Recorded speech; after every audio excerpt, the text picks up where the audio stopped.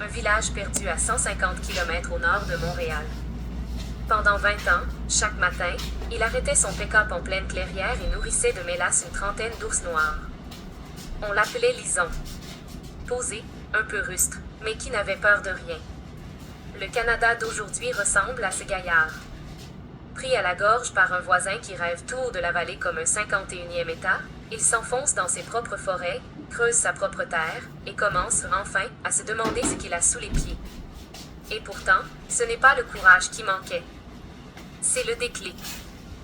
Donald Trump vient de le fournir à coups de tarifs douaniers de 25%, de menaces territoriales et d'humiliation publique. Le résultat est paradoxal. L'homme qui voulait soumettre le Canada pourrait bien être celui qui l'émancipe. Quand un président américain offre au Canada ce que personne n'osait lui donner, le choc tarifaire comme électrochoc national. Les chiffres sont brutaux. Droit de douane de 25% sur la plupart des produits canadiens. Jusqu'à 50% sur l'acier et l'aluminium.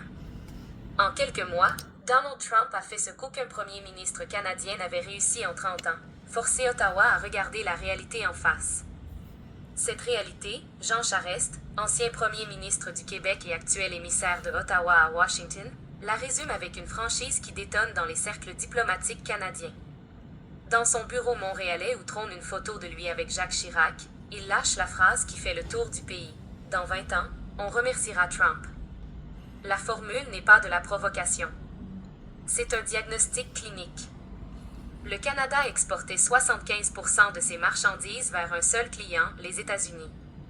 Aucune entreprise sérieuse ne tolérerait une telle concentration de risques. Aucun stratège ne la recommanderait. Le Canada l'a pourtant maintenue pendant des décennies, bercé par la proximité géographique, la langue commune et l'illusion que le voisin resterait toujours bienveillant. L'illusion de la bienveillance américaine. Charest ne mâche pas ses mots. Nous profitons beaucoup de la puissance économique et de la défense de notre voisin. Le Canada doit faire son examen de conscience. La phrase sonne comme un aveu. Pas un aveu de faiblesse, un aveu de complaisance. Pendant des années, Ottawa a sous-traité sa sécurité, sa politique commerciale et une partie de sa politique étrangère à Washington. Le confort avait un prix. Le prix vient d'être présenté. Ce qui rend cette crise différente des précédentes frictions canado-américaines, et il y en a eu, du bois d'œuvre aux disputes sur l'Arctique, c'est la nature existentielle de la menace. Trump ne négocie pas un accord commercial. Il questionne la souveraineté même du Canada. Quand un président américain évoque publiquement l'annexion de son voisin, il ne reste plus de zone de confort. Saint-Michel-des-Saints, la souveraineté commence sous la neige, une mine dans la forêt, une ambition pour un pays. Pour comprendre comment le Canada riposte, il faut quitter Montréal et ses gratte-ciels de verre. 2 heures de route vers le nord, entre les nids de poules et les tempêtes de neige, par moins 20 degrés. Au bout de la vallée, des excavatrices jaunes chenillent sur un mont enfoui sous le blanc. Bienvenue à Matawini. Ici, dans un village de 2760 âmes permanentes, se joue une partie de l'avenir stratégique canadien. Des chercheurs ont sillonné en hélicoptère 20 000 km² de terrain avant de trouver ce gisement. Du graphite, cette poudre grise pailletée sans laquelle il n'y a ni batterie de voiture électrique, ni industrie de défense moderne, ni éolienne, ni data center. Le problème tenait en un chiffre, 80% du graphite mondial est produit par la Chine. Le Canada veut devenir le premier producteur occidental. Ottawa a désigné Matawini parmi les « grands projets d'intérêt national » fin 2025. Ouverture prévue, 2028. De la roche à la batterie, contrôler la chaîne complète. Dans l'usine test de Saint-Michel-des-Saints, les résidus de matière grise échappés des machines collent aux semelles des chaussures de sécurité. Ce détail dit tout. Le minerai est explosé, concassé, affiné de la roche à la batterie, sur sol canadien. Extrait au Québec, le graphite sera ensuite acheminé vers la vallée industrielle de Bécancour, à 3 heures de camion. La stratégie est limpide. Pour devenir souverain, il faut contrôler une chaîne de production du début à la fin. Ne plus dépendre de Pékin pour la matière première. Ne plus dépendre de Washington pour le marché. Maîtriser le cycle complet. C'est la leçon que l'Europe a apprise trop tard avec le gaz russe. Le Canada la retient avant la catastrophe. Et pourtant, Matawini n'est qu'un début. Une mine ne fait pas une politique industrielle. Un gisement ne fait pas une puissance. Ce qui se joue ici dépasse la géologie, c'est une question de volonté nationale. Le graphite, l'arme silencieuse que personne ne voit venir. Pourquoi cette poudre grise vaut plus que l'or? Il faut comprendre ce que le graphite représente réellement dans l'économie du 21e siècle. Ce n'est pas un minerai parmi d'autres. C'est le matériau fondamental de la transition énergétique. Sans graphite, pas d'anode de batterie lithium-ion. Sans anode, pas de véhicule électrique. Sans véhicule électrique, pas de décarbonation des transports. Chaque Tesla, chaque BYD, chaque Rivian contient du graphite. La Chine le sait depuis longtemps. Elle a verrouillé 80% de la production mondiale et, ces dernières années, a commencé à restreindre ses exportations vers les pays qu'elle juge hostiles. Le Canada, avec ses réserves immenses et largement inexploitées, possède une carte géostratégique que même Washington lui envie. Ironie suprême, Trump, en frappant le Canada de tarifs punitifs, accélère la décision canadienne d'exploiter ses propres ressources pour d'autres marchés que le marché américain. L'Europe, le Japon, la Corée du Sud sont des acheteurs avides. Le Canada n'a pas besoin des États-Unis pour vendre ce que le monde entier réclame. La dépendance chinoise que personne ne veut voir. Le paradoxe est vertigineux. Trump impose des tarifs au Canada au nom de la sécurité nationale américaine. Mais en affaiblissant le seul allié capable de briser le monopole chinois sur les minéraux critiques, il renforce précisément la dépendance qu'il prétend combattre. Chaque dollar de tarif sur l'aluminium canadien est un cadeau à Pékin. Les stratèges du Pentagone le savent. Les industriels américains de la défense le savent. Mais dans la Maison-Blanche de 2026, la géopolitique des ressources passe après le spectacle politique. Le Canada, lui, n'a plus le luxe de l'aveuglement. Bécancour, la vallée où le Canada fabrique son indépendance, un corridor industriel stratégique en construction. 3 heures de route séparent Saint-Michel-des-Saints de Bécancour. Cette vallée industrielle du Québec est en train de devenir ce que la Ruhr était pour l'Allemagne du 19e siècle, le cœur battant d'une ambition nationale. Transformation du graphite, fabrication de composants de batterie, raffinage, Ottawa concentre ici les investissements qui dessinent le Canada de demain. Le choix de Bécancour n'est pas un hasard. Électricité hydroélectrique abondante et bon marché, main-d'œuvre qualifiée, infrastructures portuaires accessibles. Le Québec produit plus de 95% de son électricité à partir de l'hydroélectricité, un avantage compétitif que ni le Texas ni l'Alberta ne peuvent offrir. L'énergie propre et souveraine attire les usines comme un aimant. La course contre la montre. Le problème, c'est le temps. La mine de Matawini n'ouvrira qu'en 2028. Les usines de transformation mettront des années à atteindre leur capacité maximale. Pendant ce temps, les tarifs de Trump mordent déjà dans l'économie canadienne. Des emplois sont menacés. Des entreprises exportatrices suffoquent. Le Canada joue une partie d'échec alors que Trump joue au poker et bluffe avec une main forte. C'est la tension fondamentale de cette riposte canadienne. La stratégie est bonne, mais le calendrier est cruel. Construire une souveraineté économique prend une génération. Survivre à une guerre commerciale exige des réponses immédiates. Ottawa doit faire les deux en même temps. Ce qui frappe, quand on traverse ces territoires immenses, c'est le contraste entre l'urgence politique et la patience géologique. Le graphite a mis des millions d'années à se former sous ces forêts. Le Canada a quelques années pour le transformer en levier de puissance. Jean Charest, le diplomate qui dit tout haut ce qu'Ottawa pense tout bas, un ancien premier ministre sans filtre diplomatique. Jean Charest a dirigé le Québec pendant 9 ans. Il connaît Washington comme sa poche. Quand Ottawa l'a rappelé pour gérer la relation la plus toxique de l'histoire canado-américaine, c'est parce qu'il possède une qualité rare dans les cercles diplomatiques. Il dit la vérité sans la diluer. Son diagnostic est impitoyable envers son propre pays.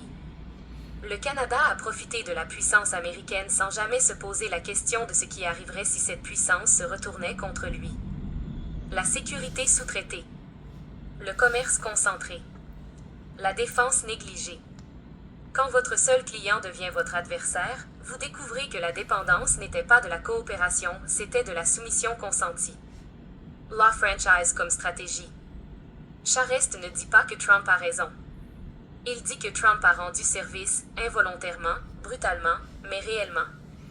L'analogie est celle du patient qui remercie le médecin après une opération douloureuse. Le diagnostic était là depuis longtemps. Il a fallu une crise pour ouvrir. Cette posture irrite une partie de l'opinion canadienne, habituée à la victimisation confortable face aux États-Unis. Dire « nous aussi, nous avons notre part de responsabilité » n'est jamais populaire quand l'ennemi frappe à la porte. Mais Charest sait que la colère sans lucidité ne produit que du bruit. La riposte efficace commence par l'honnêteté. La défense, le trou béant que le Canada ne peut plus ignorer un budget militaire qui fait rire et qui fait peur. Parlons du sujet qui fâche. Le Canada consacre environ 1,3% de son PIB à la défense. L'objectif de l'OTAN est de 2%. Les États-Unis en dépensent 3,4%. Pendant des décennies, Ottawa a compté sur le parapluie américain pour protéger le deuxième plus grand territoire national du monde, 10 millions de kilomètres carrés, dont une grande partie dans l'Arctique, la nouvelle frontière géostratégique. Trump utilise cet argument comme un bélier. Et sur ce point précis, il n'a pas entièrement tort. Le Canada a bénéficié de la protection américaine sans payer sa part. C'est un fait. Le nier serait aussi malhonnête que de nier l'agressivité de Trump. L'Arctique, le nouveau front. La Russie a rouvert des bases militaires dans l'Arctique. La Chine se déclare État quasi-arctique et investit massivement dans les brise-glaces. Le passage du Nord-Ouest, autrefois gelé toute l'année, s'ouvre de plus en plus longtemps sous l'effet du réchauffement climatique. La souveraineté canadienne sur ces eaux est contestée par Washington, Moscou et Pékin. Le Canada possède un seul brise-glace lourd. La Russie en a plus de 40. Quand on ne peut pas patrouiller son propre territoire, on n'est pas souverain, on est locataire. La crise Trump force Ottawa à regarder cette carte avec des yeux neufs. Et ce qu'il voit est terrifiant. Et pourtant, l'Arctique canadien recèle des ressources qui pourraient financer 10 budgets de défense. Le paradoxe est là. Le pays le plus riche en ressources naturelles du G7 est aussi celui qui investit le moins dans la protection de ces mêmes ressources. Diversifier ou mourir, la nouvelle doctrine commerciale d'Ottawa-l'Europe comme partenaire de substitution. Le CETA est l'accord de libre-échange entre le Canada et l'Union européenne, existe depuis 2017. Mais il a été sous-exploité de manière spectaculaire. Les entreprises canadiennes, habituées au confort du marché américain à leur porte, n'ont jamais vraiment investi dans la relation commerciale européenne. Pourquoi traverser l'Atlantique quand le client est de l'autre côté de la rue? La réponse est désormais évidente, parce que le client de l'autre côté de la rue vient de changer les serrures. Ottawa pousse ses exportateurs vers l'Europe, l'Asie-Pacifique, l'Inde. Le Japon et la Corée du Sud, assoiffés de minéraux critiques et méfiants envers la Chine, regardent le Canada avec un intérêt nouveau. Le temps des accords bilatéraux. Le Canada est membre du CPTPP, l'accord transpacifique dont les États-Unis se sont retirés sous Trump 1.0. Il dispose d'un accès privilégié au marché japonais, australien, vietnamien, malaisien. Ce réseau d'accords commerciaux est un atout que le Canada a sous-utilisé pendant des années. La diversification ne se fera pas en un jour. Réorienter 75% de ses exportations est un chantier titanesque. Mais chaque pourcentage gagné vers l'Europe ou l'Asie est un pourcentage de liberté reconquise. Le Canada commence à comprendre que la dépendance commerciale n'est pas une relation, c'est une laisse. L'énergie, l'atout maître que le Canada tarde à jouer: hydroélectricité, pétrole, uranium et la triple couronne. Le Canada est un géant énergétique qui se comporte en nain. 4e producteur mondial de pétrole. 2e producteur mondial d'uranium. Champion incontesté de l'hydroélectricité en Amérique du Nord. Et malgré tout, il exporte l'essentiel de ses ressources brutes vers un seul acheteur qui fixe les prix et les conditions. L'Alberta produit du pétrole. Le Québec produit de l'hydroélectricité. La Saskatchewan produit de l'uranium.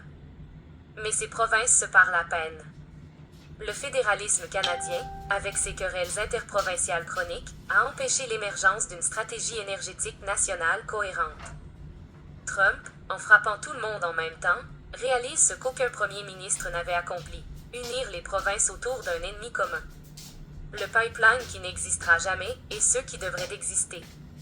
Pendant des années, le Canada s'est déchiré autour de projets de pipeline vers ses propres côtes. Keystone XL, Northern Gateway, Énergie et chaque projet a été torpillé par des querelles politiques internes, des oppositions environnementales légitimes et une incapacité chronique à trancher. Le résultat, le pétrole albertain part vers les États-Unis, à prix réduit, par des infrastructures américaines. Le Canada vend son pétrole 20 à 30 $ de moins le baril que le prix mondial parce qu'il n'a pas les infrastructures pour l'acheminer vers d'autres marchés. C'est comme posséder un vignoble de graines crues et vendre en vrac au supermarché d'en face parce qu'on n'a pas de camion de livraison. Ce gaspillage stratégique est peut-être la plus grande faute collective du Canada des 30 dernières années. Non pas d'avoir des ressources, mais d'avoir refusé de les transformer en pouvoir. L'identité canadienne. Ce que Trump ne comprend pas un pays qui se définit par ce qu'il n'est pas. Les Américains ont une mythologie fondatrice, la Révolution, la frontière, le destin manifeste. Les Canadiens ont quelque chose de plus subtil et de plus fragile, la certitude tranquille de ne pas être américain. C'est une identité en creux, construite sur la différence plutôt que sur l'affirmation. Trump, en menaçant d'absorber le Canada, a commis une erreur que seul un homme incapable de comprendre la psychologie des peuples pouvait commettre. Il a touché à la seule chose qui unit véritablement les Canadiens au-delà de leur division linguistique, régionale et politique, leur refus viscéral d'être américains. La colère qui soude. Dans les bars de Montréal comme dans les Tim Hortons d'Edmonton, la réaction est la même, un mélange de stupéfaction, de colère et de fierté blessée. Les sondages montrent une chute historique de l'opinion favorable envers les États-Unis. Les Canadiens boycottent les produits américains. Le whisky du Tennessee est remplacé par le riz canadien. Le tourisme vers la Floride chute. Ce mouvement populaire est plus puissant que n'importe quelle politique gouvernementale. Quand 38 millions de personnes décident simultanément qu'elles ne veulent plus être traitées comme des vassaux, cela crée une énergie politique que même le plus timoré des gouvernements doit canaliser. Trump a réveillé quelque chose qu'il serait dangereux de sous-estimer. Le nouveau premier ministre face à l'épreuve du feu Mark Carney et l'héritage Trudeau. Justin Trudeau a quitté la scène affaiblie, contestée, épuisée par une décennie au pouvoir et par l'impossibilité de gérer simultanément une crise économique interne et une agression externe. Son successeur, Mark Carney, ancien gouverneur de la Banque du Canada et de la Banque d'Angleterre, arrive avec un profil radicalement différent, celui d'un technocrate de calibre mondial qui a géré la crise financière de 2008 depuis les deux côtés de l'Atlantique. Carney comprend les marchés. Il comprend la finance internationale. Il comprend la mécanique du pouvoir économique. Ce qui reste à prouver, c'est s'il comprend la mécanique du pouvoir politique dans un pays fracturé entre provinces riches et provinces pauvres, entre anglophones et francophones, entre l'Ouest pétrolier et l'Est industriel. Le mandat impossible.